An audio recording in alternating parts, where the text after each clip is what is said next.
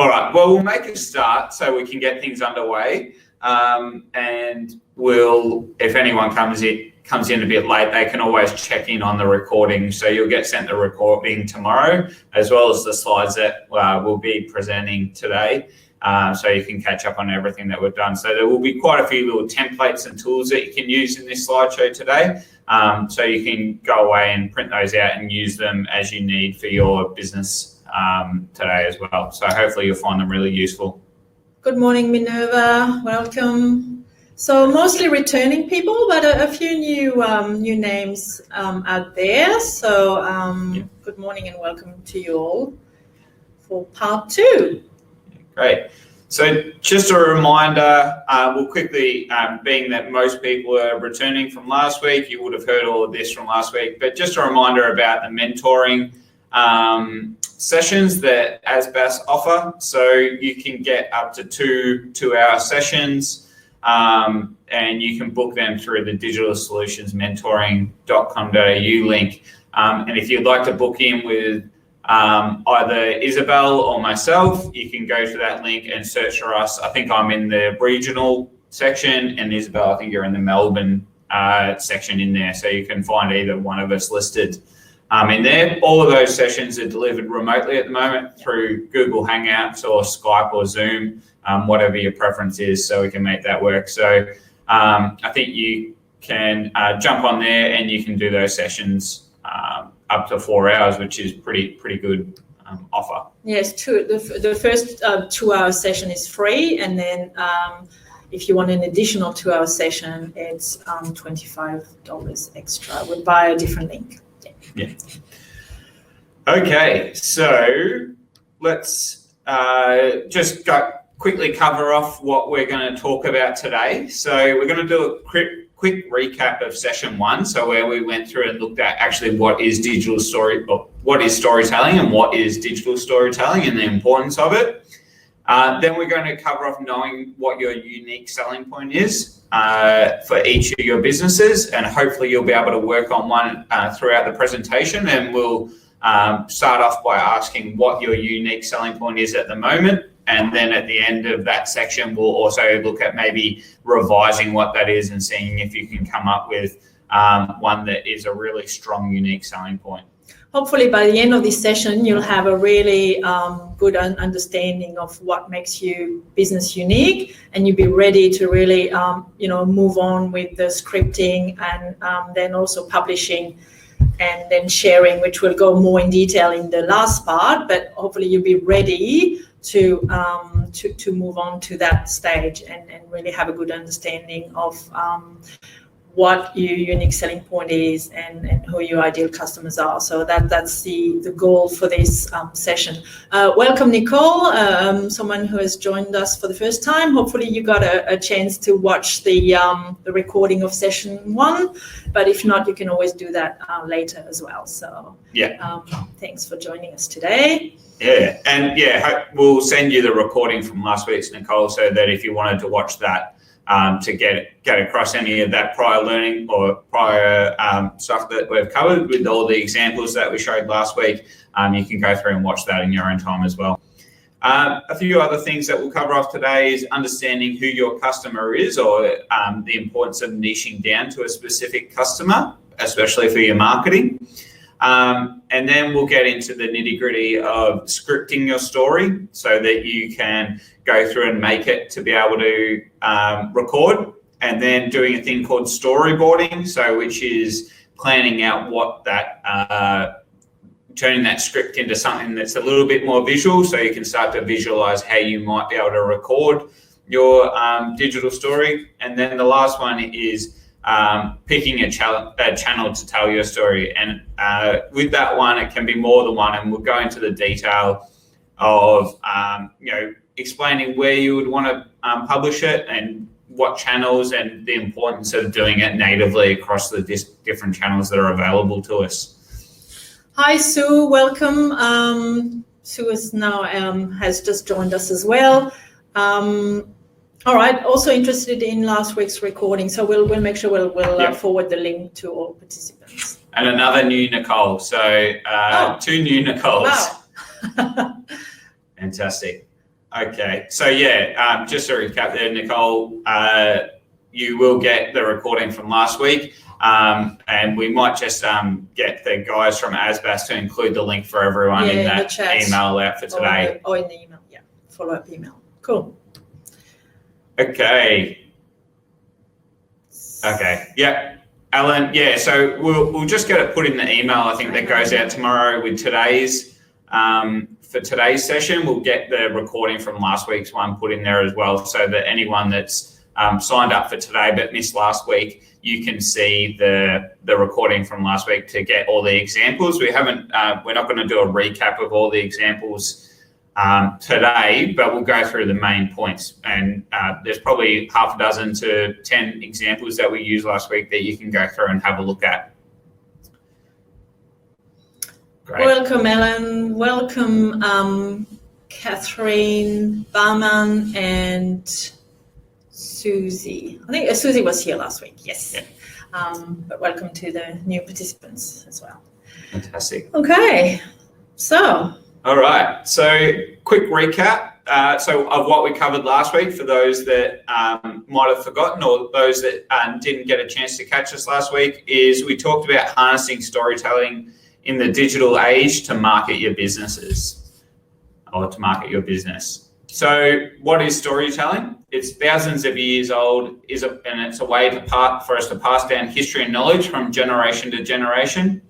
And what we covered was there's a formula to good storytelling. It needs to have a beginning, a crisis, and a resolution, and that can be modified. But it's really good to know that you can break down any story, especially for your businesses, into 3 parts. And we'll be covering off a little bit today in how we'll be able to use that into making our script work, and then visualizing that into our storyboards as well. And that's an easy way to easy steps to follow, and it works in most cases. Welcome, Lisha. Thanks for joining us again this week. And yes, as Fraser mentioned, storytelling is not new, which is great, because it means that it really resonates with people. People see the benefit of it and have for tens of thousands of years even. So it's a very powerful communication medium, so way of communicating. The only thing we're doing is we're taking it to the 21st century and making it digital. Yeah. So the next one is what we covered off as well, is what a good story is. So good stories are entertaining, educational, relatable, structured, memorable. They stir up emotion in us when we hear them or watch them.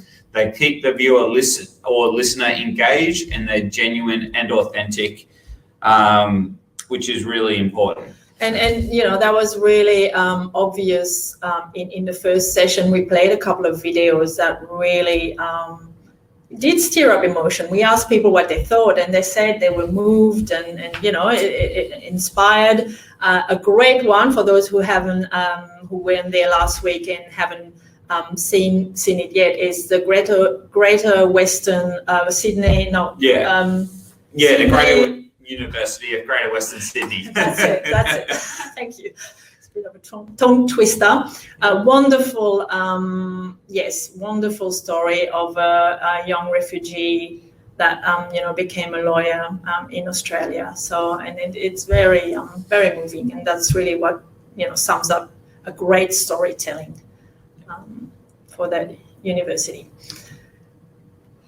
And then secondly, good stories are not a sales pitch, advertising for your business, long and wordy, and really important, they're not something that's boring. So as we discussed last week, the arbiter of what makes a good story is ultimately the audience. And if the audience finds it boring, then it's not going to be a good story. They're not going to watch it. They're not going to share it with their friends and their family. And then your story is not going to make it out into the go viral, to use one of those buzzwords, but it's not going to get in front of as many people as what you're hoping for. So remembering that, try to keep it, a bit creative, something that's really engaging as we go through that. And that's because, us human beings have really grown into having a very short attention span. So yeah. We also covered the fact that telling your story can have different starting points. One, commonly used is the origin story. So the origin of your business, how did it come about? And usually has a story about the founders of the business. It can also be a customer experience story. So what will your customers experience with your products or services? So from that perspective, a behind the scenes story. We gave some examples last week. Of a dairy product, and you go behind the scenes and show them the workings of that dairy farm. How to use your product can work well depending on of what you're offering. Social cause is another angle that can be used for telling a story, and then you can also tell your customer story. So from your customers actually telling the story for you. Yeah. So those are kind of the main angles that you can tell your story from. Yeah, that's a great question, Leisha. There, can you mash up a few different story types? I can't see why not, but one of the big things, and we'll cover this off later in today's session, is that you need to keep your stories short. So but usually between 1 and 2 minutes is what we recommend as the ideal length. Now, your origin story might go for between a minute and 2, but then if you add in your customer experience or a behind the scenes look as well, that starts to get too long. And what we know then that, with people's attention span that might, which is only 8 seconds, and you might be able to capture them for a minute. If your story is going over 3 or 4 minutes, then it's going to be struggling. What you might be better to do is record each one of those as their own little story and use them as, they might be shorter. They might only be 30 seconds to a minute each, but that would be far more engaging than creating one really long one. Yeah, absolutely. I think that's a great strategy. Yeah. Also, we forgot to mention at the start, in the chat, feel free to post your questions. We try and keep these sessions, as engaging as we can. I think we found that it worked really well last week, and we're very happy to continue to do that. Some maybe bigger question, we might park them for a while and then come back to them. But please do not hesitate to ask any questions. And that new question there, Leisha, how many words? We'll cover that off in the third part of today's when we get to the scripting, and we'll go through, how many words that looks like. It's not too many, so we'll cover that off. So in the digital age, so digital storytelling is moving into the 21st century, as Isabelle mentioned before. The benefits of it can be relatively inexpensive. It gives businesses the ability to record, publish, and share easily like they've never been able to before. It gives customers the ability to tell and share stories about your businesses. So where they've come and enjoyed their experience or they've interacted with you in some way, they can pick up their phones or their cameras and record themselves and get online and publish it on their blog or their Facebook page or Instagram and tell a story about your business for you. And then the last one there, it captures the attention of your customers and keeps them engaged for longer than plain text and images and audio on its own. So we know that, some of the stats we looked at last week is that websites that include video or some type of storytelling video on their website keep people engaged on their website for longer. So we'll be able to keep them around for longer, and hopefully if they're staying around for longer, they're considering our products more and more. So, Catherine, we might park your question for now because we will be covering that as well when we talk about links, etc. Yeah. We'll come back to that. Right, one of my favorite kind of subjects. Know your unique selling points, and it's such a marketing basics. Yet, it's kind of easy to still forget and want to appeal to everyone and want to be all things to all people. I think that's just a natural tendency, but it's not necessarily a good strategy. So we want to, thanks Minerva for your question, saying we'll get back to that. what makes your business different? So we want to ask you that question now. If you want to answer in the chat, what makes your business different at this point in time? What is your understanding of that question? You know, have you already worked out your unique selling point, and what is it? So yeah. So yeah, it'd be great if have a go. There's no wrong answers here, but what we're trying to do is say, have a think about it. What makes you different at this point? And then we're going to go through half a dozen or 10 slides explaining how to create, how to articulate your unique selling point, or how to think about your unique selling point. And then we'll ask the question again and get people to maybe jot down their revise what their unique selling point is. So we're trying to make it as interactive as possible, and get people to share their ideas and their story about their business as well. All right, what have we got?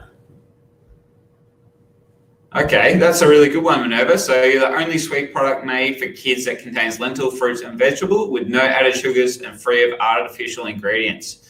So yeah, that's a really unique selling point there in terms of that.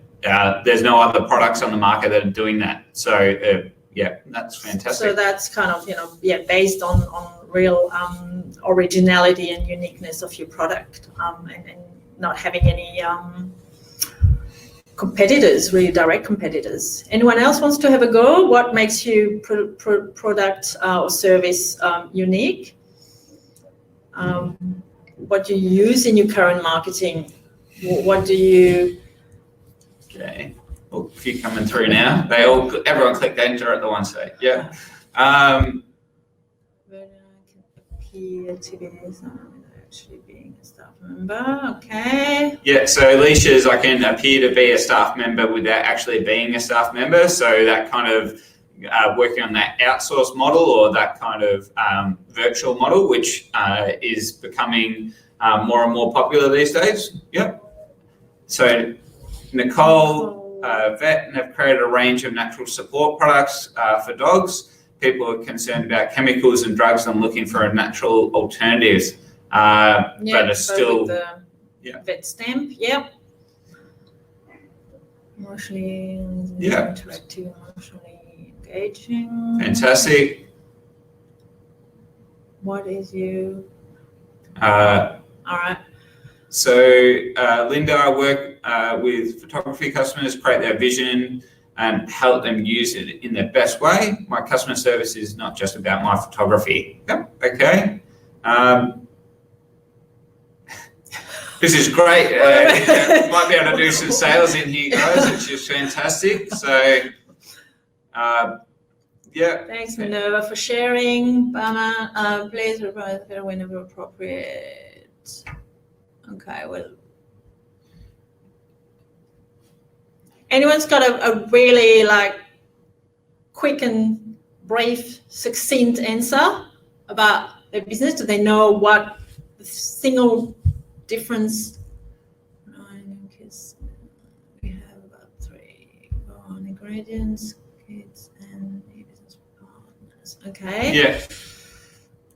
Yeah. So. Barwin, your one's there that you offer a customised and kind of bespoke experience for each group you take through it there, which is a really good way of doing it. So what we'll do now is we'll go through and we will explain a bit more about a unique selling point and what that looks like. And then we might get the people that have put their their answers in the chat, or if you're sitting there and you haven't popped something in because you're not quite sure, once you've got a little bit more information, have another go of maybe trying to articulate it. And then, as I said, there's no wrong answers here. So it's all just, sharing and being a bit interactive with each other. And as we can see, a few people have already got some new customers by the looks of things, which is great. Okay, so do you want me to do this one? Yeah. Your unique selling point or your unique selling proposition. So what it overlaps. There is an overlap between what your brand does well, what your customer wants and what your competitors do well. So as you can see in this visual representation, what you do well and what your customer wants, that overlap there is where you will win. That's where you will be different, and that's where you will make, you'll get lots of customers in because they want it and you do it really well. You're the best at it. The losing zone is where your competitors do something really well and it is still where the customer wants it. So you don't really necessarily want to be in that zone because you already have got a market leader in there. Again, it's a risky zone if you're marketing to the same product as your competitors to the same customers that want the same thing. So it becomes an oversaturated market where everyone's offering the same thing to the same people. And the last one is something that you do well and something that your competitor does well, but the customers don't actually want it. So we need to think about that in terms of, okay, this might be something that you're really good at, but the customers are actually showing no want or desire for it. In that case, then who really, should you be focusing any of your business time on it? When you're working on your business, should you be spending any time on that? And the answer is probably no, because the customers aren't. It's not part of your unique selling proposition. I love this chart. It's very, if you're a visual person like I am, it kind of really sums it up all in one chart. So that's great. Lots of interaction going between participants today. I think we're going to have a few business transactions coming out of this. That's awesome, guys. Keep it coming. Okay, next one. All right. So what USP should be is it should be assertive, meaning, you have to really define clearly and really stand for what you are or what you're offering, which is the defensible part. So, don't make claims that obviously don't really, that are not true and genuine. I'm sure you wouldn't, but so, it's about telling your clients what you're about and being able to back it up, really. That's what it means. And focusing on what your customers value. I mean, we've just touched on that, if your customers don't value it, like who cares really? So you have to find that that kind of point of difference that customers value. And there's lots of research available as well. If you're not sure, haven't got that kind of information about your customers, there's lots of stuff around that you can access regarding consumer behavior, etc. So what a USP also should be is more than a slogan. So what's a slogan? We've put a few examples there. VB, a hard earned thirst. Sorry, it's a bit of a tongue twister for me. I can't even say it. Weet-Bix, Aussie Kids. Weet-Bix Kids, we all know that one. A lot of you would have grown up with that. Hungry Jack, the burgers are better at Hungry Jack's. Amy, lucky you was Amy. So they're all slogans, meaning that really you could interchange the brand. Lucky you with Amy. How about, lucky you with Budget Direct Budget Direct, any of them. Or Yui. Lucky you with Yui. Actually, that rhymes. That's a good one. Yeah. So that's what a slogan. It's catchy, and yes, they use it times and times over for branding exercise, which is good because you associate those brands with their slogan. So that's good, but that's not a USP. That's not what a USP is about. So we have lots of examples coming up of unique selling points. Yeah, and just on that first one where it says assertive but defensible, if you look at the Hungry Jack's one, their slogan is the burgers are better at Hungry Jack's. Now, is that defensible to say that the burgers are better at Hungry Jack's? Possibly not, because there's how many burger places are in Melbourne or around these days. So to say that, how is it actually defensible? And what's the likelihood that a chain restaurant is going to serve the best burgers? So it's subjective. It's subjective. So as a slogan, it works because it kind of it is memorable. But as a unique service offering, it's not defensible, even though it is somewhat assertive, they can't really defend that to say that their burgers are better.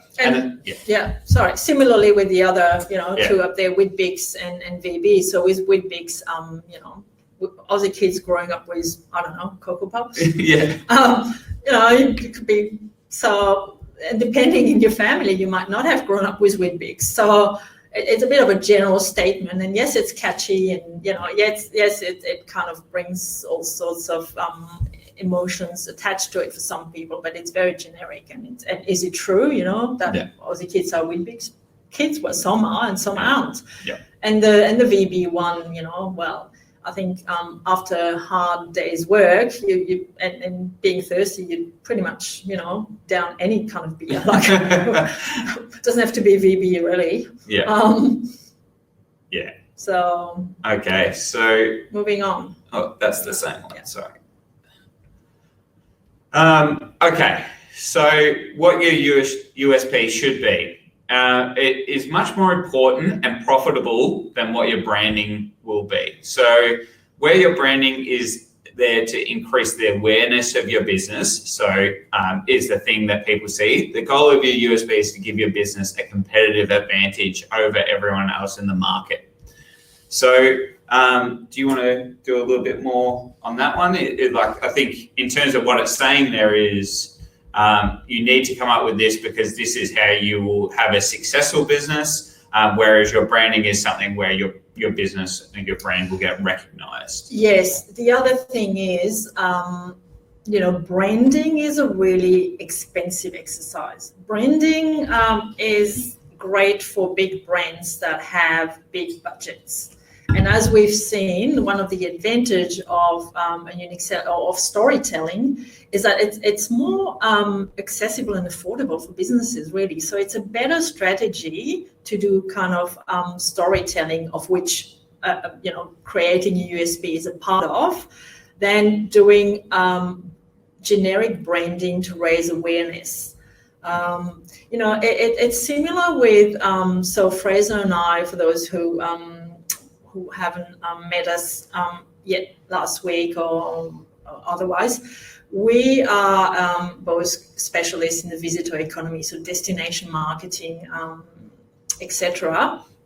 And it works the same. When you think of a destination, creating brand awareness is an exercise that Tourism Australia, will do as a kind of generic destination. But in terms of regional tourism, and both Fraser and I work in that space quite a fair bit, it really is about, you don't promote the Grampians just as the Grampians for the sake of it. You really have to define what they have to offer that differentiate them from other regions, for instance, in Victoria, and why would people want to go there specifically. Yeah. So, in the case of the Grampians, it's things like, hiking, like the Grampians National Park is really renowned for their hiking trails. So people go there hiking. So that's one of the unique selling points. Food and wine, I think, is quite generally now agreed that that's across pretty much all the regions. So it's no longer really a unique selling point. But things like, all of the really extensive trail of network of trails in the Grampians is a unique part of their unique selling proposition. So and what we know as well is that the USP can influence what your brand becomes as well over time. If you come up with a really strong USP, that can influence where you take the brand, and we'll look at an example of one of those in a minute, where the brand is around what the USP is. So here's 4 really succinct examples of what a USP can be. So with Domino's, the first one, their USP is pizza delivered in 30 minutes or it's free. So there it is, their product is pizza. The next is their delivery, or their promise on delivery within 30 minutes. And then it's a value add at the end. If you don't get it within that, then it's free. You're not going to pay anything. Yeah, and particularly in the very crowded space of pizza deliveries, it was really important that they find something to differentiate themselves, so their unique selling point, and they're the ones who have nailed it in that sense. Yeah. And it also speaks to their audience. So their audience, which I'm assuming are kind of younger and after real value for money product. Really are sensitive to that USP. So it's a good match between the target market and their product. So yeah. Woolies, we've all heard of this one before, the fresh food people. So that distinct straight away, that's what they're dealing in, fresh food. So if they can't defend that in terms of saying that they don't have the fresh food there, so that's what their whole business is hinged off. M&Ms, the milk chocolate melts in your mouth, not in your hand, because of the hard candy on the outside. And the last one on the list there is a really great example of a brand that's been influenced by the unique selling point is Death Wish Coffee, which is the world's strongest coffee, which then flows on to their secondary positioning, which says things like, it's created by using the strongest combination of beans and perfect roasting process. Awaken your inner rebel with the world's strongest coffee. Be the best you can be with the clarity and focus that comes with strong coffee. Raise your coffee standards with one sip of this premium bold beans. Enjoy a smooth, never bitter taste with subtle notes of cherry and chocolate. And this is in a market where people are talking about coffee being really smooth, and so it's yes, smooth is or rich, but not strong, and they've really taken it to the next level. So it's defensible, because that really what they're producing, and as Fraser mentioned before, it flows into their branding now because their logo, everything is aligned with that. So they've rolled their slogan really, and their branding, or they rolled their USP rather into their slogan and their branding as well. Yeah. So. Yeah, and that's where they, that instills it. So even reading Death Wish Coffee, it kind of you can understand what their unique service is without actually needing to read the world's strongest coffee. But they've used that as a really good way of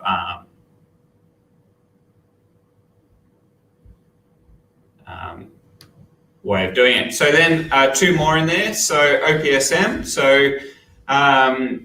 So every member of the OPSM family cares deeply about our eyes, our most precious natural asset. Our company creates career opportunities for those who love eyes too, and we work with communities, charities, and sports people to improve vision while promoting the critical importance of good eye health.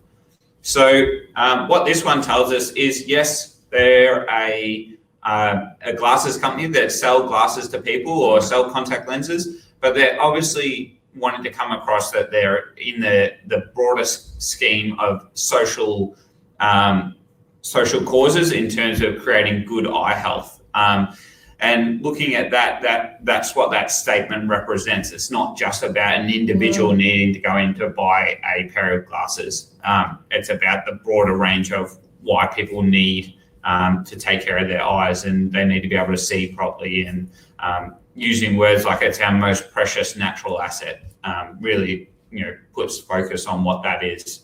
Yeah, so it plays on two different registers. One of them is your health and well-being, and then the other one is also corporate responsibility. About that kind of working with charities in the community and all of this. And obviously, straight away, you think of their main competitor, right? So Specsavers. And what Specsavers is about, they're all about, not all about, but their USP is on price point, value for money. So OPSM found a way, obviously, to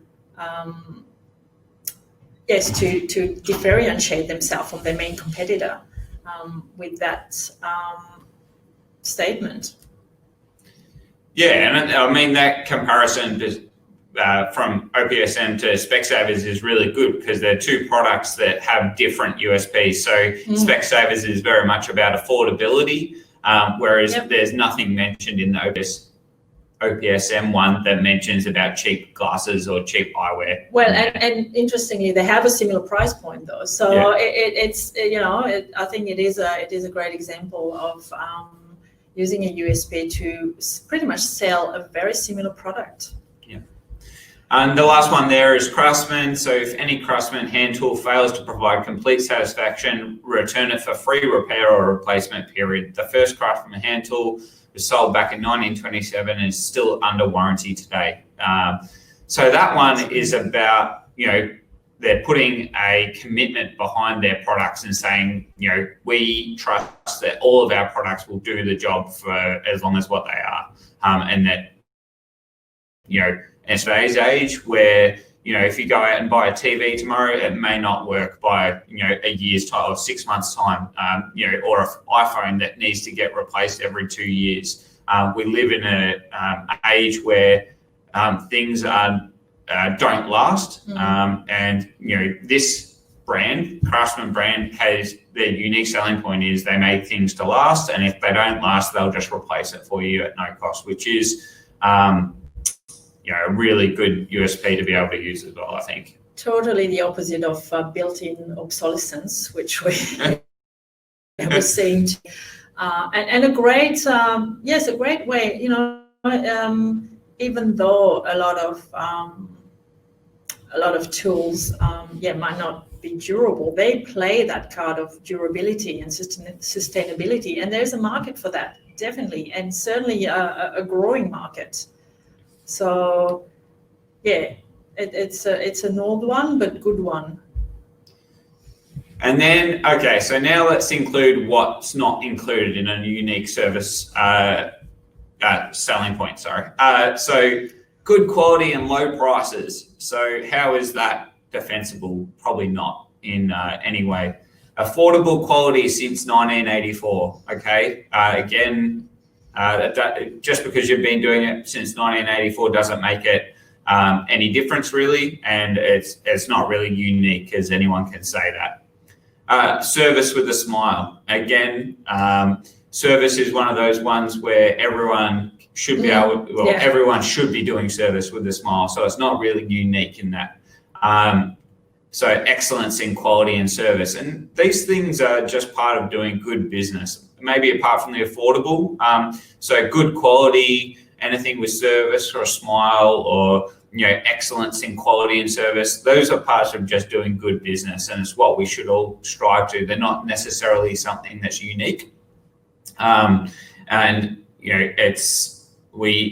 It doesn't make you any different to say that you can do those things. So those broad kind of statements, they're not something that are going to capture the attention or because it's just what everyone should be doing, I guess. I'm just a couple of questions here. So Minerva, that's a really good question. Think about it while we go through the next few slides and see what you come up with at the end of it for our next poll, whether you've changed things slightly. I think you're onto something there. I think you're on the right track. Nicole, if OPSM added something to the USP about good price, would that make them a good all-rounder or weaken their USP and their sales? Well, that's exactly to our point, is that I believe that it would not make them stronger. In fact, being an all-rounder equals to wanting to be all things to all people, and that's almost the opposite of what a USP is trying to achieve. If we just go back and look at that one again there, Nicole, they've kind of said that in a way without using the word affordable or good prices or cheap or anything. That's, our company creates careers for those who love eyes, and we work with communities, charities and sports people to improve vision while promoting the critical importance of good eye health. Now, that doesn't say that they offer cheap eyewear or cheap glasses or anything like that, but what they're saying is they work with the community to make sure that there's good eye health in the community. And I'm guessing if that means they're working in low socioeconomic communities, then they're also offering an alternative to high-end glasses that might cost in excess of $500 to something that is maybe lower range that's more affordable for those communities as well. Lisha, they definitely have higher price point, but they also still have the same price point as Specsavers, which makes them a really wide range, spectacles provider. And that's why they're not playing that card, because they offer a price range for pretty much all budgets.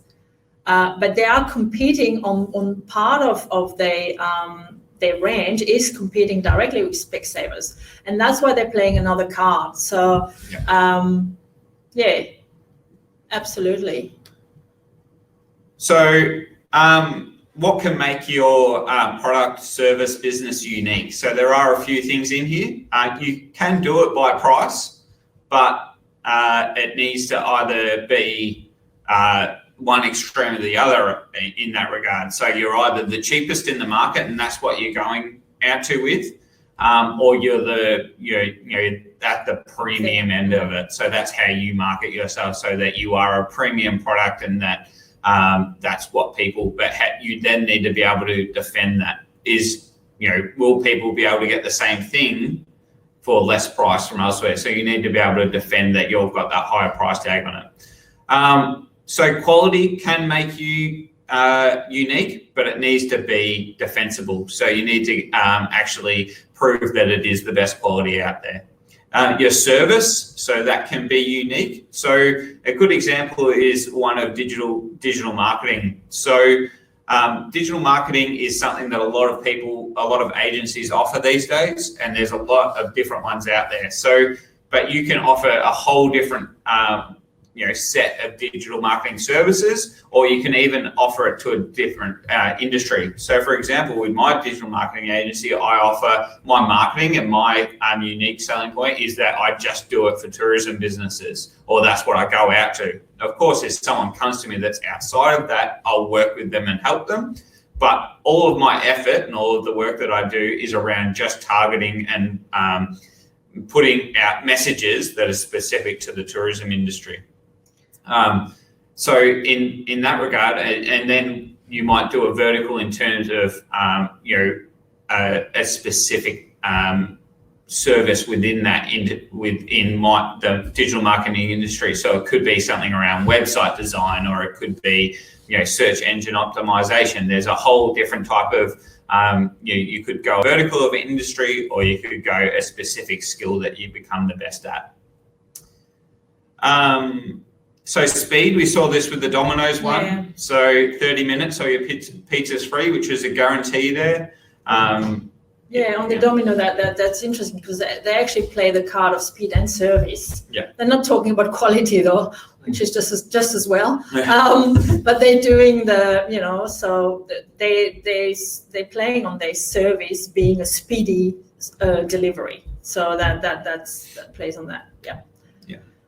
Selection. So selection, if you're offering a boutique shop that has a highly coveted selection of goods in there that no one else has, then you can be unique in that you're selling those. Convenience, so if something is close by rather than something that's far away, or something that offers free shipping as opposed to something that offers shipping for $30, that convenience, or one-click checkout, or free returns, like that type of thing. A guarantee, so we saw that with the tool maker before. All their tools are guaranteed forever, for a lifetime. Customization, so an example of that is where people aren't locked in, so you can come in and make it to anything that suits their needs. So what's a good example of customization? Some furniture brands playing that card, like sofa brands, where you can really customize with your own dimensions, your own needs for your space. You can customize your sofa. There's quite a lot. That's a really good question, Eliza.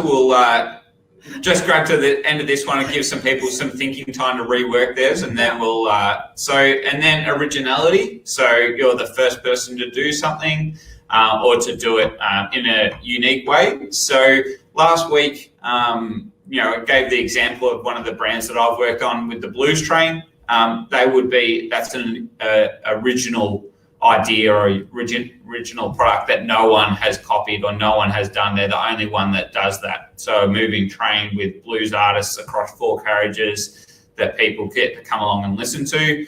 They're the only, that's an original product or service. No one else can copy that or do that. And the last one is specialization. So that's where, you've got a deep expertise in a particular area and people are finding you out for that specialization as well, which ties in some relations to service. So you can specialize in a service there as well. Oh, Eliza has an interesting question for us. So our business is different. Well, that's an interesting one. Look, I have actually kind of two sides to my business. Yes, we both specialize in travel and tourism. Mine is more internationally focused. So my background is international tourism. So, obviously overseas visitors is my specialization, whereby and strategic work, whereby Fraser is digital. Yeah, and also the delivery of digital, whereby I don't do that, and that's why we're working together on things like that. So we're actually complementary. The other thing is that one of my kind of side business is private French tours, because that's part of my background as well, and so that's unique to my business. Delivering specialized private tours in the French language.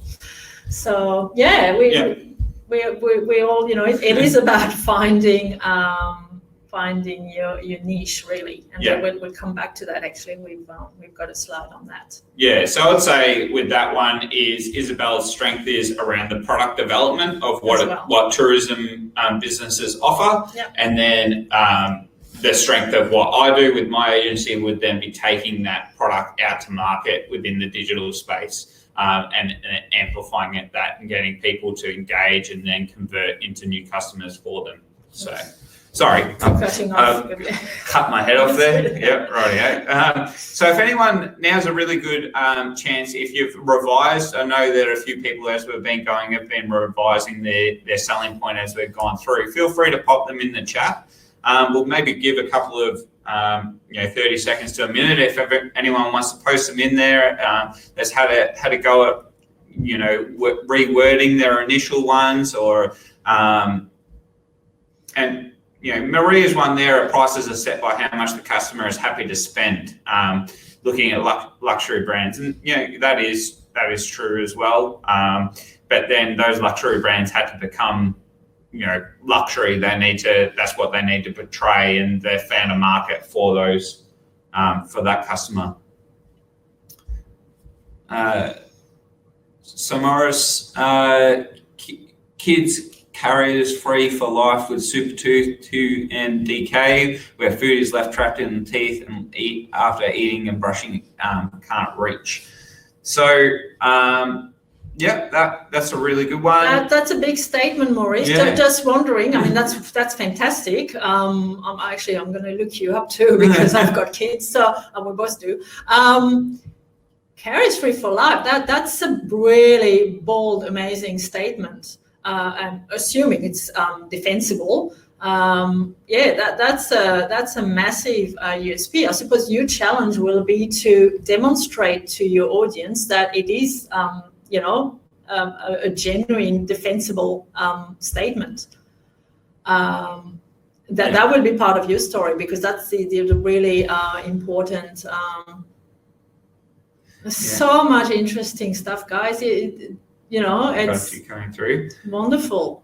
So Leisha's is taking care of business. So I'd probably say, Leisha, that maybe skews a little bit towards a slogan and maybe not a unique selling point. And in terms of your virtual assistant is, it could be, what you might need to look at there is and we'll get into talking about, niching down you may be looking for something around the virtual assistant for the virtual workforce or for people that work in those virtual hubs. So that might be an area where they don't need to have staff, but you're a virtual assistant to people that are in communal workspaces and things like that as well. And also, Lisha, I would be exploring things like what makes you, what's your real strengths as a virtual assistant?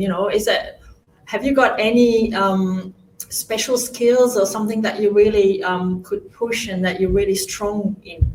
That would be kind of my lead, but we're not here to do one mentoring at this stage. So, but there's some amazing stuff. Nicole, about the vet thing, I think it's wonderful. You've really you've condensed it to the essence of what you're offering. So I really like that one. Yeah. Barman, I really like your one. It gets to the essence of it as well. You're in terms of the small group tours of Melbourne and maximum size of 12. So there's a few technical details in there in terms of, that could be shortened down that, but well crafted, create unique memories along for solos, couples and friend travelers. So I think that, that's a really good selling point. Barman, if you haven't done your mentoring session, very happy to have a longer chat with you in that forum if you wish to do that. Just give us a buzz. Yeah. So Alex, but I remember you from last week, Alexander Technique. Ready to live without pain and love your body. Incentive, So Linda's is customization, so creating a custom package where people can work within their needs and their price range, which is really good. Well done, Linda. I love that you picked, you actually picked your kind of area that you want to focus on, the customization. And I really like that one as for a photographer, originality, so a unique style, images stand out from others. So I think that one, I haven't seen your photography, Linda, but if you do have a unique style, that's a really defensible, unique point that you have, because you can actually show that and people can see that, and that would be a really good one to do as well. Healthy eating, fun. Yeah. Yes, rather than focusing on the ingredients and the content of your product. That's great, Minerva. You're on the right path there.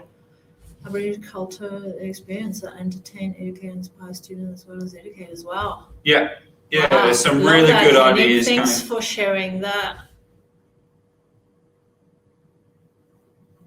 How we present on USB on your website. Okay, I think we'll come back to that. Aisha,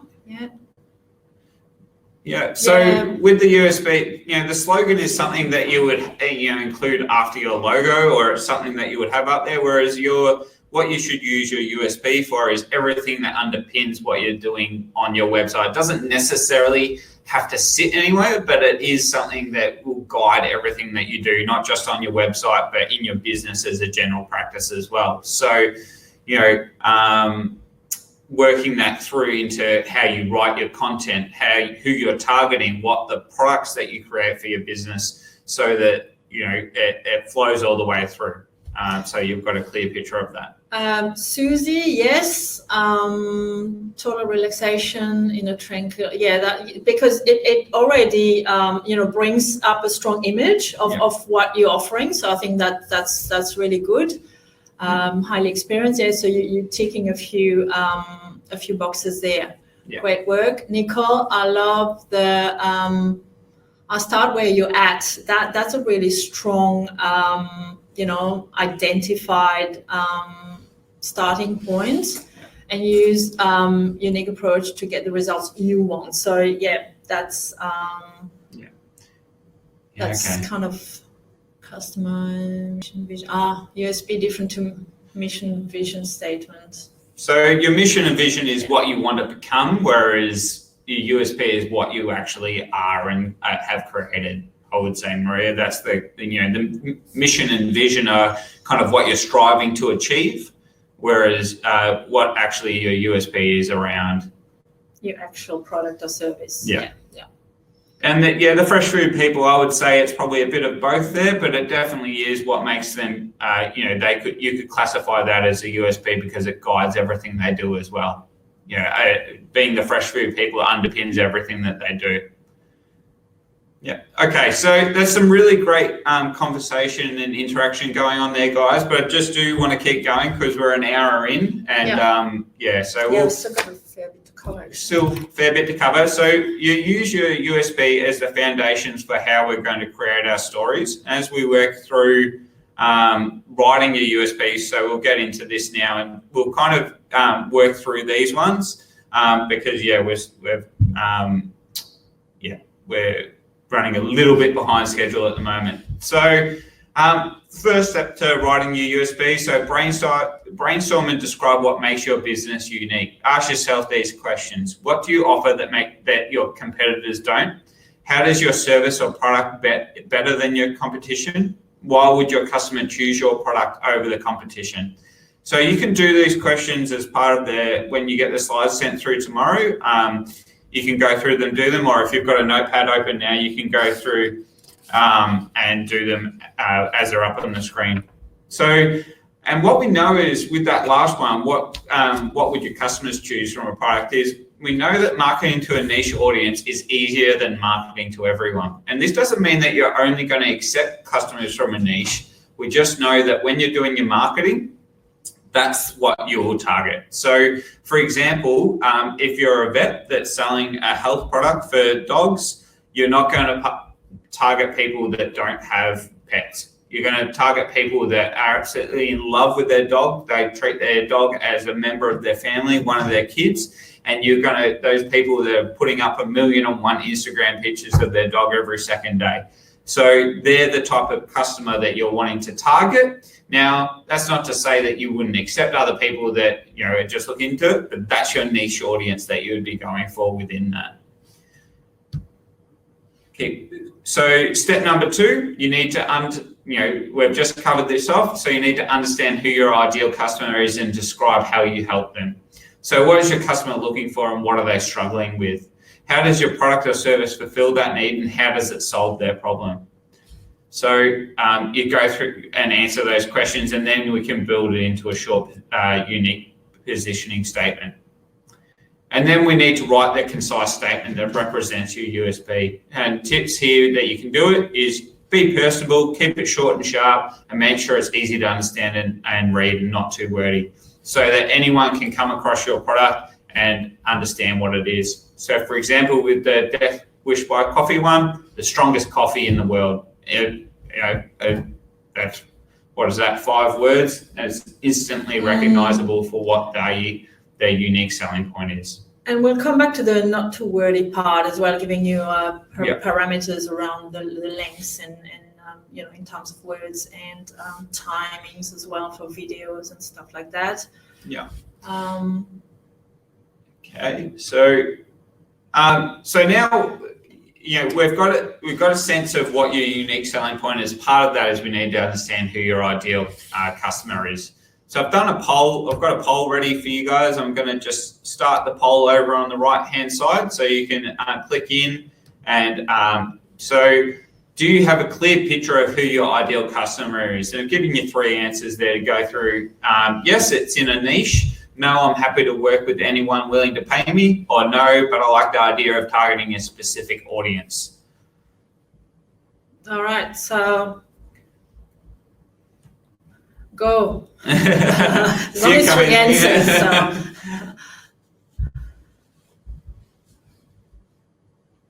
Yeah. Okay. Wow, you've been listening. One person saying no. Come on. Okay. So pretty overwhelmingly there, what we see is that most people have, a little bit of jump at the end there. Yeah. But most people acknowledge that they need to be niched down. They need to have an ideal customer, and they need to know, that they're the ones that are going to hero their product. We've got a few people that are happy to work with anyone willing to pay them, and a few people that have said, no, they haven't figured it out yet, but they want to, they like the idea of targeting a specific audience in their marketing. So that's actually, it's a really good activity to do that one, because it gives us a sense of what other businesses are doing. And for most of us, we are targeting a niche or, a particular audience type that we know we're going to champion our product or service down the track. So just quickly on the second one, happy to work with anyone willing to pay. Look, great strategy, especially at this time, at this point in time, with what some of you as businesses are facing. Let's be honest. I'd probably, currently would we're doing a bit of that as well. As Fraser mentioned, we specialise in the visitor economy, but it doesn't stop us from working with other businesses, and we do that anyway, but probably more so at this point in time. Yeah. So I totally understand, and I think it can be a great short-term strategy, as long as you're aware that it might not be the best approach long-term, medium or long-term. Yeah, and what you can find with that is where if you're marketing to everyone, it can become quite tricky and really expensive, because you start to needing to do the brand awareness style marketing, which can become, as we've mentioned already, the most expensive form of marketing. So, this one, again, is one of these market tuners one that I really like. So, up on the whiteboard, they've got the target market is women aged between 18 and 49, and one of the CEOs sitting there going, yeah, but it leaves out men and baby boomers. Maybe we should just target everyone in the known universe. So bit of a tongue-in-cheek take of that. So, thinking, that there's always the people that say, okay, yeah, but what about that person over there that has a checkbook? We might want to target those as well. And then Seth Godin, again, really well-known marketer and author of a lot of different marketing books, summarises it pretty well when he says that everyone is not your customer, and not everyone will want to be your customer either. Okay, so customer personas, what are they? You've probably heard people talk about customer personas at different times, especially in these, if you've been doing a lot of different marketing webinars. So a persona is a fictional, generalized representation of your ideal customer. They help you understand your customers better and make it easier for you to tailor content to their specific needs, behaviors, and concerns. So we're using it as a marketing tool. So we're going to use this to be able to tailor our stories, to be able to talk to our customers better. The strongest buyer personas are based on market research, so research that you've done into your own customer base, as well as insights you gather from your actual customer base through surveys, interviews, maybe just talking to them when they're in at your shop, or whether you're getting feedback from them in the review section of your website or Facebook or Google and things like that as well. Yes, we can't emphasize enough how important it is that you know your customers, you know who your current customers are, and also know who you potential, if you're not don't have your ideal customers already as your actual customers, then what do they look like, know? And to match that with your marketing strategy, very important. So then, so what you can do, you can, I've given a bit of a template here that you'll be able to use as we go through, and you'll get the template through in the email that comes through tomorrow. But essentially what you want to do is then go through and you need to fill out a few different things and generally brainstorm around what your customer would be. So you give them a fictitious name, and you need to, the first section is who. So what's their background? What type of life have they lived to this point? What are the demographics of them? So in the slide from the cartoon before, women aged between 18 and 49, what would be the key demographic that you're looking for in your business? Is it female? Is it male? Is it the baby boomer? Is it Gen Y? Is it Gen X? What are you looking in there? And identifiers, I can't quite see what that one is. And then the what. So what are their goals? What are the challenges? And what can we do, or what can you do to be able to help them? Some real quotes, so you're getting inside the person's head, so you're thinking about some real quotes that they would be using. The common objections they would have to maybe look into a product or a service that you offer. And then the last one is, how would you actually market to the person? What marketing messaging, based on the 3 slides that you've already done, what marketing messaging would you use to be able to talk directly to this type of person? And what would be your elevator pitch to be able to capture them? If you were to meet them on the street and you knew they were that ideal person, what would be that unique service positioning statement that you've got that you'd be able to tell them and rattle off that would get them instantly excited and interested in your product? So as we go through, there is an example here. So I've done an example persona. So Sally, she's head of human resources, worked at the same company for 10 years, worked her way up from an associate. She's married with 2 children. The demographics, so skews female, age between 30 and 45, dual household income of around $140,000, and she lives in the suburbs. She's calm demeanour, probably has an assistant screening her calls and asks to receive collateral and mail and printed. As we keep going through, the goals to keep employees happy and turnover low, to support legal and finance teams. Getting everything done with a small staff is her challenges, and rolling out changes to the entire company. What can we do to be able to help her? Make it easy to manage all the employee data in the one place, integrate with legal and finance team systems. So then we're getting into what our actual product is unique that can help Sally. The real quotes from Sally: it's been really difficult getting company-wide adoption of new technologies in the past. Another one is, I don't have time to train new employees on a million different databases and platforms. I've had to deal with so many painful integrations with other departments' databases and software. So it's all tying in with the things that we've learned about Sally, and also the challenges that she's facing and how we can help them. The common objections: I'm worried I'll lose data transitions from one system to the new one, and I don't want to have to train the entire company on how to use a new system. And then what the marketing message might be, so integrated HR database management, and then the elevator pitch is, we give you intuitive database to integrate with existing software and platforms, and a lifetime training to help new employees get up to speed quickly. So going through and working through that process, you could then print that out and have it up on a wall and say, okay, when I'm going to do a marketing exercise, or when I'm doing my digital story, how do I word this in a way that talks directly to that customer that we've got sitting there, and help you visualize that better. And that's a great example of that elevator pitch kind of relates to the different steps of storytelling as well, where you've got the beginning and then kind of the pivot or the challenge and then the result. It's the same principles. You're solving someone's issues.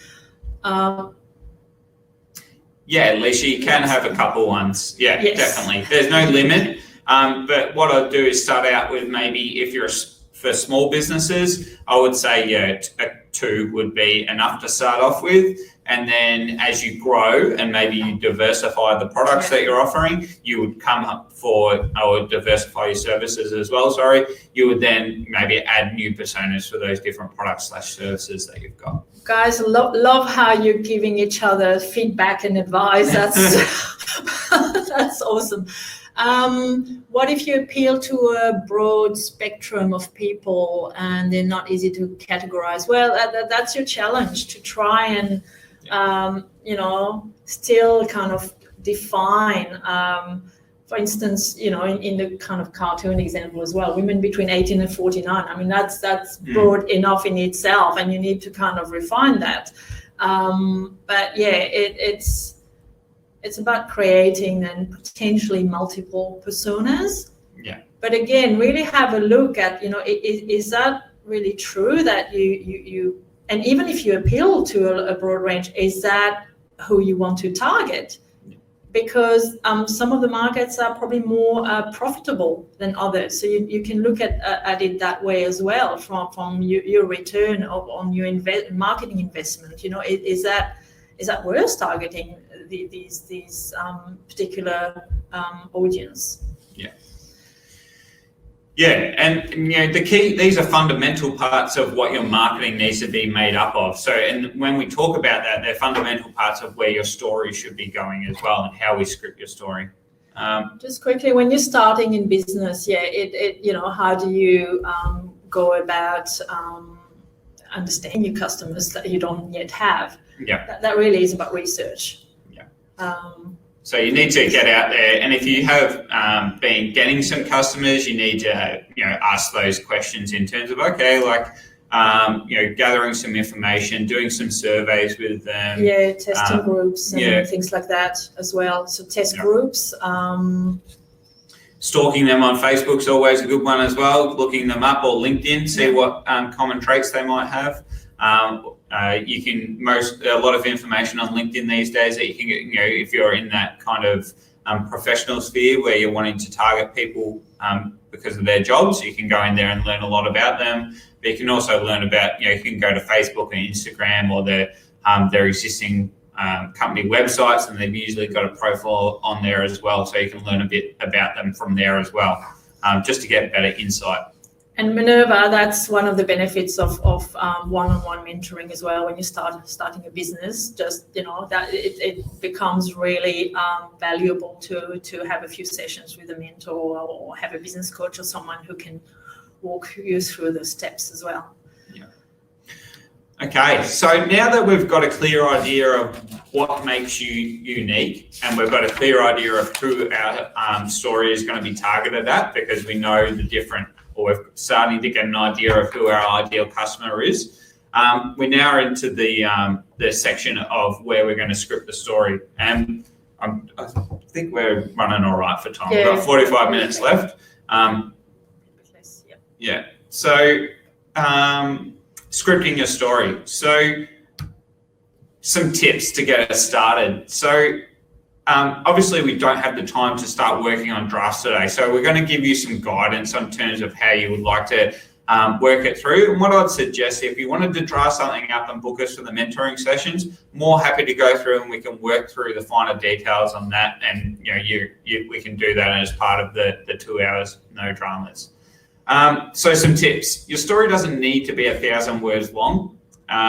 So you need to keep it short and engaging. If you're recording it, it needs to be between 1.5 minutes and 2.5 minutes long. And this equates in terms of like spoken word to around 200 to 500 words. And again, for a story on your website, that's probably the right amount as well. I've delivered the SEO workshop, and I've said to people they need to look at, really building out, pages that are over 1,000 words long. That's different. That's talking about something that you wanted to be capturing with SEO. So you're talking about explaining something and answering questions. This is a story about you, your business, your customer, or the behind the scenes way you do things. So it doesn't need to meet, those, lofty kind of length, that we had in the SEO one that we did. So these ones, they need to be engaging, and whether you're recording it or you're writing it for your website or a page on your website, keep it short, make sure you're breaking up and it's easy to read. And I'd say even for the written word, you'd be looking at 500 words max. And again, try to use language that your customers will understand. So we've just identified who our ideal customers are. Now we need to use language and word it in a way that they would understand. So refrain from using any of your industry jargon that people may not understand. And I know I'm guilty of that sometimes as well. Yeah, some industries have got more jargon than others. Ours does have a fair bit of jargon. Actually, people don't realise, but we do. And I'm sure I just can think in the medical or scientific spheres as well. I'm sure there's lots of jargon that the layman would not quite necessarily understand. So make sure it allows for that. Yeah. My industry. Yes, Nicole. Yeah, I think so. I agree. Yeah. And then the last one there is make sure you use your tempo. So in the examples we showed last week, there was one that was about that had built it into a song, so that was quite humorous and working through that, and they're using some Aussie slang within that. So they don't all need to be serious or slow paced. You can bend that depending on what you're using. So if you want it to be luxury, you want to use some of those words that epitomize a luxury brand. If you want it to be friendly, you want it to be a bit more bright and sparkly and kind of connecting with people at that level. And if you want it to be serious, so you probably want that to be a bit more slow paced and kind of the words being quite pronounced as you're going through that, so that you're giving that tempo or that feel to the story that you're telling. And there's no reason that you can't change between one. You might start off the story serious and then end it in something a bit more lighthearted, or move into a different tempo as the story goes through because you've changed, or that resolution phase that we talk about in the 3 stages, you might have a different tempo at the end there. Yeah, the serious one and the need to really, be specific with certain language, around anything that's scientific or medical as well, like even vet products, you can have a little bit of a fun part, but you need that kind of more serious, you need the customers to take you seriously, therefore you need to adjust your tone and messaging, wording and delivery accordingly. So really depending on what you are offering. So then we'll lay out some steps for you to follow, and again, you'll get these slides. So the first is you need to select what type of story you're going to tell. And my advice would be just focus on one type of story to start off with, and then if you wanted to do other types of stories down the track, you can do that. But start off with one as your starting point, get that one right. Once you've got that up and running, you might want to do a customer experience story, or you might want to go back and do your origin story. Those type of things as well. You can have as many as you want, as long as they're engaging and your customers are liking them, then you keep doing it. So, we went through these earlier: a social cause story, customer story, stories on how to use your product. So a behind the scenes story of your business, and then your origin story is one that, we could use as well. Step 2. So decide who is telling the story. So in this sense, it doesn't always have to be you that's telling the story. Your story can be told by a lot of different people, or it could be told by yourself as well. Remember that you want your story to be engaging. So using multiple actors might be a good way of achieving this. So throughout your story, it might be you, your wife or husband, your business partner or senior staff members, your customers or your suppliers that go through it.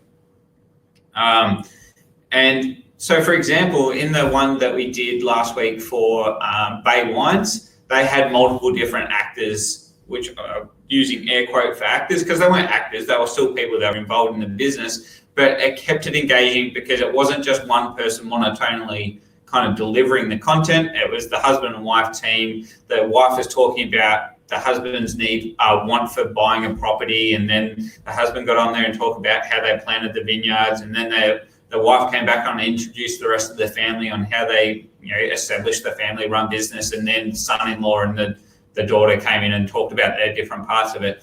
So there was a clear progression, and the actors all played a different role within that. So I would advise, if you'd like to have a go of maybe trialing some different actors within that would be a really good starting point as well. Okay. So you could send them out through blogs. You could put your story up there and send them out to people. But, for some of them, they might live on your About page. So your origin story might be on your About page. And we shared a one for the fruit pick, the U pick, the Rainer's Orchard in the Yarra Valley. Yes. Yeah. So his story that he's got on his About page is a really good example that we shared last week, and you'll get that in there. And we'll get back when we go through the publishing part as well. That's where we'll the sharing part rather. How you can do that. Yeah, how you can do that and what channels to use. All right, step 3. Step 3, so writing your script. So this is where you put pen to paper, so you're using all the notes that you've been writing down, and we know that the story now comprises of 3 parts, so we can start by breaking that up and writing your beginning, your crisis, and your resolution. And then you could even break that down further, so you don't necessarily always have to have the formula. You might have it to be a bit more fun, and you can be creative with it. You can tell it, as long as the end goal is it's one of those ways that we engage, so either entertaining or educational and that type of thing. Yeah, so that formula works really well for the origin story. Yeah. Not necessarily for the customer experience or behind the scenes. So they can all be slightly different, but definitely works well for the origin story. Yeah. So you can expand on the 3 parts by, you could in a document, these 5 steps. So in the beginning, outline the problem, what sparked your curiosity or your drive to be able to solve that problem, what you're doing to fix that problem, and then you end with what your unique service or product is that actually is solving that problem. So you'd go through it. And again, of those, the point 5 is probably getting on maybe that you might be able to sell a little bit in there, but for the rest of it, you're not talking about yourself and the product and trying to sell it. You're giving the context of why you've gone down this path and why your product is the best one for it is delivered right at the end. And that's often used, that formula as well, for any customer experience stories as well. Yeah, very much so. So, and remember this slide from last week, the average attention span is 8 seconds and you need to hook them at the beginning. So I think the goldfish has a memory of 5 seconds, and maybe we're getting down to being like goldfish. Which is why you need to capture the viewer straight away, really, at the beginning. Yeah. So you can. Yeah, I'll let you have the rest. You've been talking a lot, Fraser. Time for a bit of a swig of water. So starting the video with a bang, is always a great strategy. So whether it be a question, a character, a shocking fact that works well, or an interesting fact, some research finding, or a really strong image. So something that will really, kind of a showstopper. I like that. I like the showstopper image. So when you create a character, it has to be a character that people will connect to. Make sure that it is aligned with your audience. Very important. If you bring in a comic character and you're trying to sell something more serious, it's obviously not going to align. Yeah. And then, yes, always try to put yourself in your customer's shoes. It's a true and tested strategy. Put yourself, have a look at your story from an audience perspective. This really helps create a link between your story and the way it will be received by the viewers. Very important. And if you nail those straight away, it will set the tone and people are more likely to hang around and listen to the entire story. Okay, Now. So storyboarding. Okay, why storyboard? So a storyboard, if you haven't seen them, and we'll go into detail on what that template looks like in a minute, is a way for you to visually represent or visually understand what your story is going to look like and be able to represent it in a bit of a draft format, kind of like a blueprint for a house.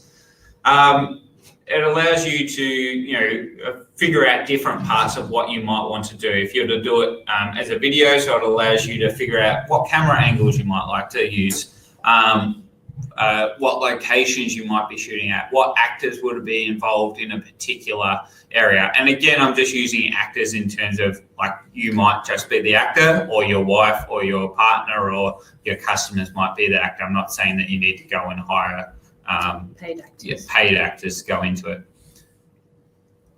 So It's really easy. You don't have to go into great detail to create a storyboard. They're not about something that needs to be a professional standard. It's just what you need to be able to visualize what you're doing. So you can just print out the template that'll be included in the slideshow, or you could use something like the plot.io, which I've linked to there. So what they do, you can sign up. There's a free trial account. You can log in, you can create a storyboard, and then it allows you to drag and drop little cartoons around, so you can label them and put them in there, and then you create your storyboard and you can save it as a PDF and print it out, so you've got it there as well. So that's a really easy way you can do it there as well. And it's fun. Yeah, a fun way of doing it. Yeah. So this is an example of a client that I've worked with where they deliver online applications for divorce. And what we did, we created a video for him that went through and explained the process. So starting out in the story of why your divorce was created. So the issue that it can take months and months. People have to line up at the courts to go get their divorce filed, and then introduce. Very expensive. Seeing a lawyer or you do it yourself, and you've got to navigate all these really complex things. So what we did, we wireframed out a story that went for about 2.5 minutes in terms of from that beginning point to the middle of the introduction of introducing where the crisis point is, so people needing to spend lots of money or navigate the really complex legal system, to introducing the product, which is this online application system, to then letting the customer imagine themselves of once they've filled in the form, there's really nothing left for them to do. They just sit back and wait for the papers and the finalisation to come through in a few months' time, because the team handle it all. The team of lawyers handle it all. So we've used this as an example of what that that tool, the plot.io, is something that you could put together similar with that. So you've got all these little cartoon type things that you can put in there, and then we've put notes below it so that you can map it all out in terms of what the script would be. So we've put the script below each of the storyboards so that we can visualize what needs to go in for each one. So creating a storyboard, try to include a mix of different cameras and shots in your story. Again, we're doing this to make it more engaging rather than a single shot of someone just talking directly to camera, or because again, we need to make it as engaging as possible. And below there's a few little examples of the different types of shots you might want to include in any video that you might be recording. So close-ups, or talking to someone over the shoulder. If you're dealing with people, you might want to include that one because that's a good representation. Or if you some dramatic effect, you might be wanting to do a shot shooting up at someone, or someone walking into your place of business. Those kind of action shots work really well as well. And then I've provided a template for you to go through and sketch out and see what you could come up with for your storyboard. So you just draw your little the first scene in here, and you can just go and you can print this slide out as many times as you like, and you can use that as a template for storyboarding what your digital story would come out like. That's a really fun activity to do, even if drawing is not your favorite thing to do. You can always use stick figures. Like everyone can use stick figures. So yeah. Okay, I'm just going to go in. We're going to start another poll. So in this poll, what we're asking is who's uploaded video to their social media channels. So I've just said Facebook and Instagram in this one, but any of the other ones are included in that. So the three options: yes, I've created and uploaded my own videos, or yes, I've shared videos from other sites, so YouTube. And then the last one, no, it's far easier just to upload photos and text. Quite a few people have posted videos. Yeah. Making these polls too easy. Everyone just picks the same. Oh, no, there we go. It's coming back. Shared videos from other sides, yeah. Yeah. Okay. You all are pretty digitally savvy anyway, so that's... Yeah, great. That's great. Oh, we're back down at 50% now. Yep. Okay. So I'm going to end the poll. Oh, last one just came through. I'll end the poll there, and we'll just... So the purpose of this section of the presentation that we're going to do is, well, telling your story, and yes, we're focusing a lot on the video aspect of things, because that's one of the most engaging ways to be able to do it. You can always adapt that video later into text, but when you're creating and sharing your videos, you need to be able to understand that you need to create it in different places. So a few people have said, yep, I've uploaded them direct. 44% of you guys said, yeah, I've done that before on my Facebook page or my Facebook profile. Quarter of people said they've uploaded them from other sites, so YouTube, which is still great, and we'll go through what YouTube is best used for in a minute. And then a few, quarter of the people have also said, oh, it's just far easier to upload photos and text, which, getting in front of a camera or filming things can be a bit challenging, but hopefully what we'll learn over next week's session is, we'll give you some tips on doing that, getting started in that space. So what is native video? So you might have heard this term going around in the marketing space. So they talk about native video. So native video is when it's been uploaded directly to a channel. So rather than uploading it to YouTube or to your website and then sharing it on the channel, you're actually uploading that video directly to Facebook or Instagram or any one of those one of those channels. And most of the top social networking channels allow you to upload native video, and that includes like Facebook, Instagram, LinkedIn, Twitter. You can upload video to all of those different platforms. And if I've missed anyone that you guys use, I'm sure they do it too on there. So what's the benefit of using native video? So what it allows us, we know is that Facebook and Instagram and other ones, but this particular one, survey has found that Facebook favors native video and rather than uploading to YouTube and then sharing. And what we know is that there's a 2 times increase in people liking your video if it's native uploaded to Facebook. 3 times more likely for people to share your video to their friends and family. You're 7 times more likely to get comments on your video if you've uploaded it native to Facebook or Instagram, and if you get 2 times more reach on your native videos than what you would if you were to upload it to YouTube and then share it on Facebook. So what's really important to note there is that you need to be able to be prepared to upload your video into multiple different places, not just YouTube and then share it around. So, and this leads into, okay, so what type of video is best for the different platforms?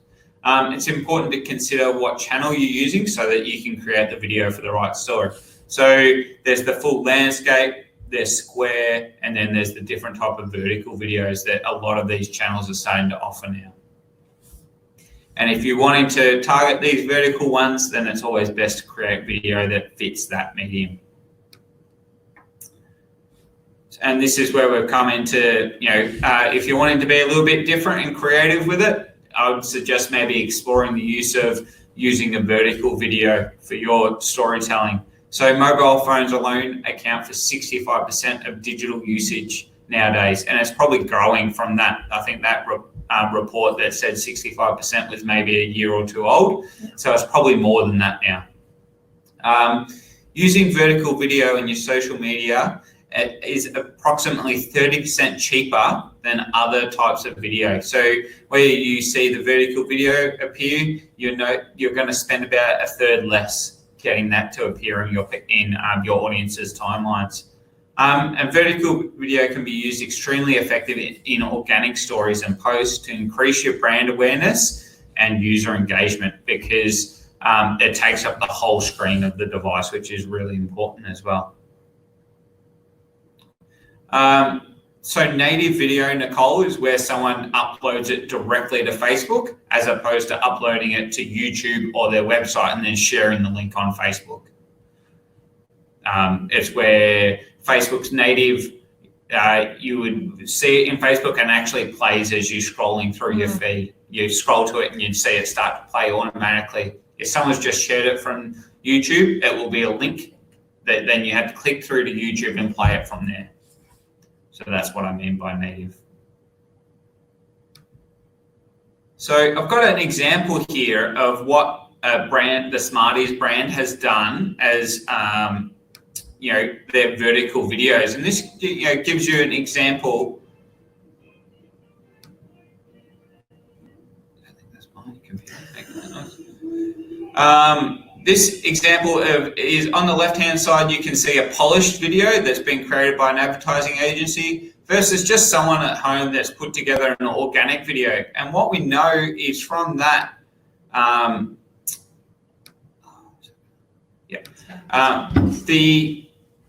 video, the organic video actually gets far more reach and engagement than something that looks polished in these vertical ones. So don't be too worried about high production value with doing your stories. Make it authentic. And we talked about this a bit, last week as well. Whatever you're doing, make sure it looks authentic. Make sure it looks like it comes from real people, because anything that looks like it comes from an ad agency sometimes can make it, people can see through that a little bit. They're wanting authenticity. So, and then just the last one on picking the right channels. So 2 rules to follow. You need to publish your videos on channels that your customers are using, and you can use your customer persona to figure this out.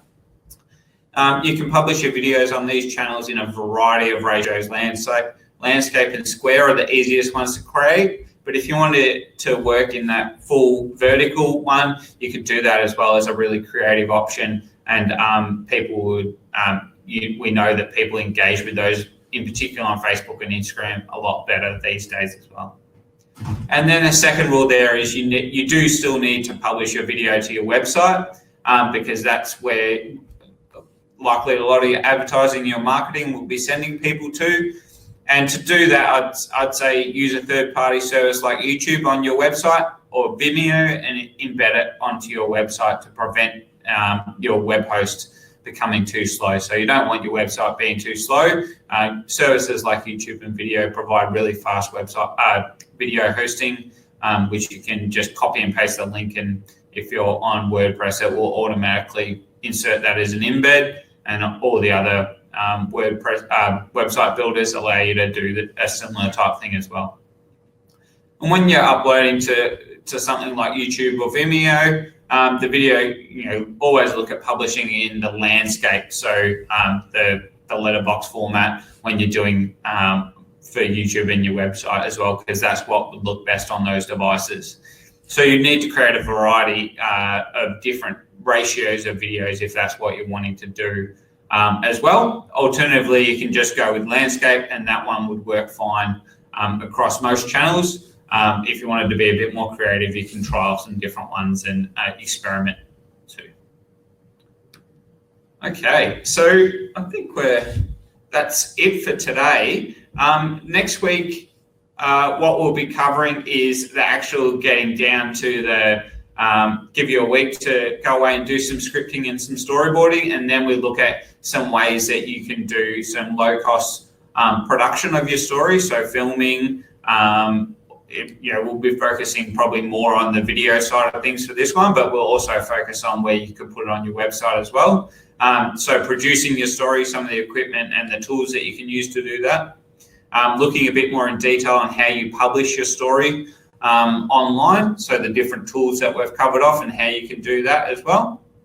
and then sharing a story. So how to create a campaign that you can then put out into market to be able to tell your story and share it amongst different people. So what you can do there, and how you might be able to break it down into different pieces to generate more interest.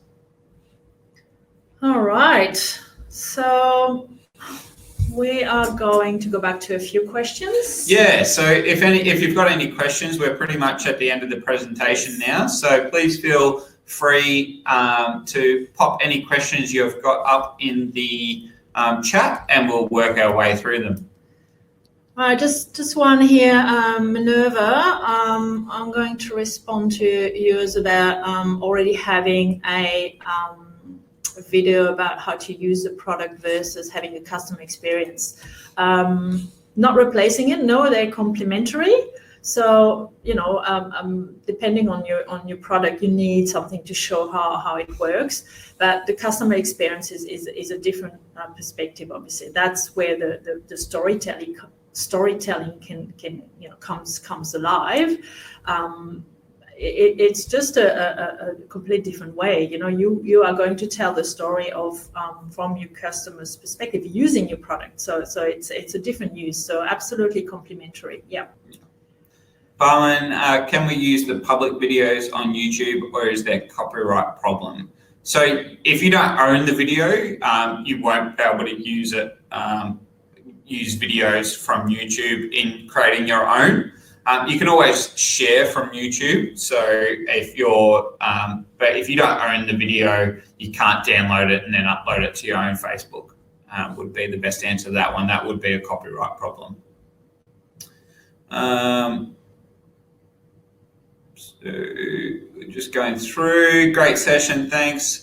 So is it okay to have two videos on the same web page? Yeah, of course, Minerva. So you just insert for your web page. What we're talking about there is inserting a link to like YouTube or Vimeo. You can have as many of those on the page as you like.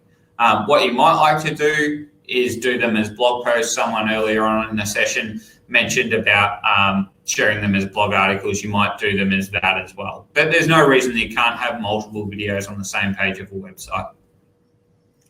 3-minute video for Facebook.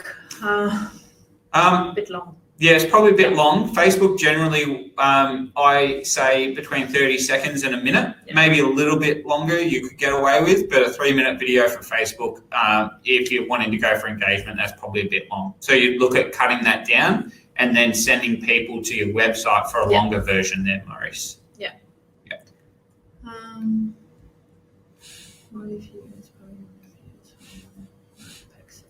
So I'm not familiar with that one, but if it's like a stock or, so free stock videos, you'd be fine to use that in creating it. So as long as you just need to read the terms and conditions, whether or not you need to attribute any of that content.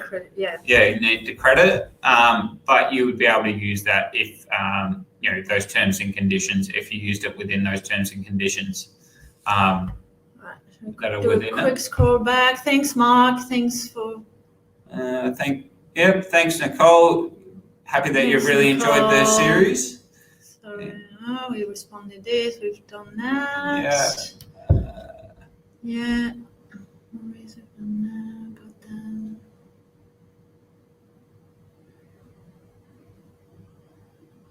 that. Okay. Yeah, done the blog one. It looks like that's... So now I think we've... Yeah, I think we're pretty sure they're all the old ones there. Yeah. Yeah, fantastic. Okay. Great work. Yeah, thank you, everyone. Thanks for being so great in the chat as well. You have a really great group in terms of everyone getting together and you are chatting, which is fantastic. That's really awesome. It makes it super interesting and engaging for us too. And I love how you guys support each other too. Lovely. And as we said, if you feel like you need some more customized advice or want to run anything past us, we're there. You can find us on the ASBAS. Yes, so someone asked at the start, sorry, didn't answer that, but it's we are available. We're part of ASBAS, so we on their mentor list of mentors. So you should be able to find us. Alex, you still had a question. Let's see if we can. Where was your find last question, Alex? one. Let's see if we'll find it. Sorry, we've actually had a really crazy amount of fantastic questions. Wow, Alex. Oh, here we go. One. Oh yeah, well that's yes. So contact ASBAS, but is that the question, Alex? Yes, about whether we're part of the COVID-19 group for mentoring. I know you can, like I've been getting mentor bookings through the system, so I'm not aware of any COVID-19 group, but I'm definitely available on that website if you wanted to. Send the question to ASBAS to their email, and they'll get back to you on that. Just mention that you potentially would like a session with one of us. Yeah. Yeah, I'm pretty sure the rest of them are done. You just answered it. Oh, right. Lovely. Thanks. And so, again, to kind of recap, I've got a lot of strategic, marketing strategy experience and kind of big pictures and international. Fraser's got that as well, but his strengths is also on the kind of implementation, yes. kind of marketing strategy more so than the product development. So come to me first, then too. That's how we work together. Yeah. Lovely to see you guys. Thanks very much. Session, and hope to see you next week. So next week will be the live video, guys.